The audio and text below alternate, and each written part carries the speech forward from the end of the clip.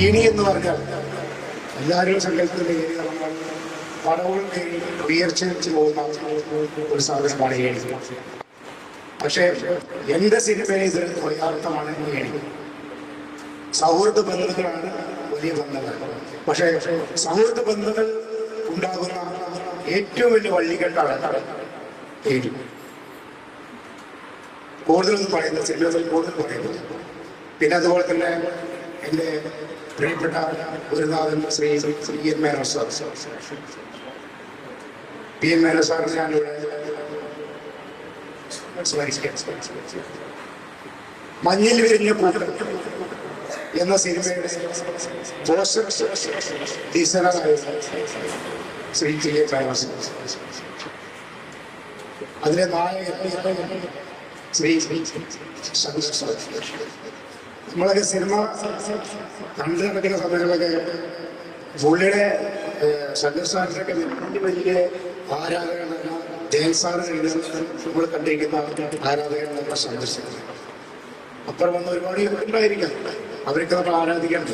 പക്ഷേ ശങ്കർ സാറിനെ ഇന്നും ഞങ്ങളുടെ മനസ്സിൽ സ്ഥാനമുണ്ട്. ഞാനൊരു സിനിമ ചെയ്യുമ്പോൾ ശങ്കർ സാറിൻ്റെ ആ സിനിമയിൽ ഒരു ദിവസം അല്ലെങ്കിൽ ഒരു ചെറിയൊരു ഡയലോഗ്, ഒരു സീന് അത് കൊടുക്കണമെന്ന് ആഗ്രഹം. പക്ഷെ അത് സാധിച്ചു. ഏണി എന്ന് പറയുമ്പോൾ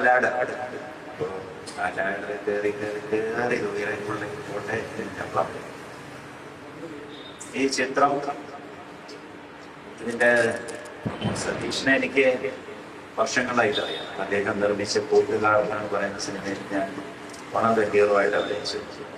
അതിനുശേഷം ഞങ്ങളുടെ ബന്ധം അങ്ങനെ ഇതിലൊക്കെ ക്ലാക്കി നസ്രിയെ തിരിഞ്ഞു നോക്കി എന്ന് പറഞ്ഞത് അഭിനയിച്ചതിലൂടെയാണ് വീണ്ടും നിങ്ങൾ ഒന്നിച്ച് കാണുന്നത്.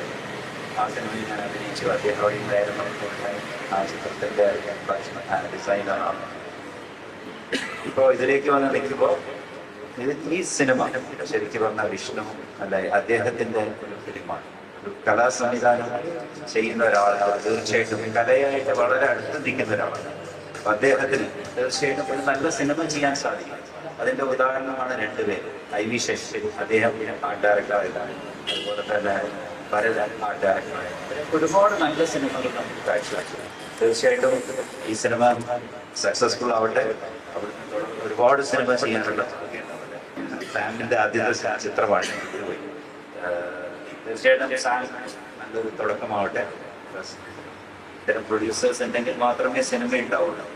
അറിയാലോ, ഈ അടുത്തകാലത്ത് നടക്കുന്ന വിവാദങ്ങളൊക്കെ നോക്കിയാൽ സിനിമയ്ക്ക് പ്രൊഡക്ഷൻ ഇല്ലാതെ ഇല്ലാതൊക്കെ പറഞ്ഞൊരു പക്ഷെ അങ്ങനെയൊന്നുമല്ല. സിനിമ നല്ലതാണെങ്കിൽ സിനിമ ആരഭിനയിച്ചാലും തിയേറ്ററിൽ ആ സിനിമ ഓടും എന്ന് എൻ്റെ ഉദാഹരണം ഞാൻ തന്നെയാണ്. എൻ്റെ ആദ്യത്തെ 2 സിനിമ ഞാൻ പുതുമുഖമായിരുന്നു. ആ സിനിമയിൽ ജോലി ചെയ്ത് എല്ലാവരും പുതുമുഖമായിരുന്നു. ആ സിനിമ എല്ലാം വൻ സക്സസ്. തീർച്ചയായിട്ടും അതുപോലെ സക്സസ് ചിത്രത്തിന് ഉണ്ടാവില്ല.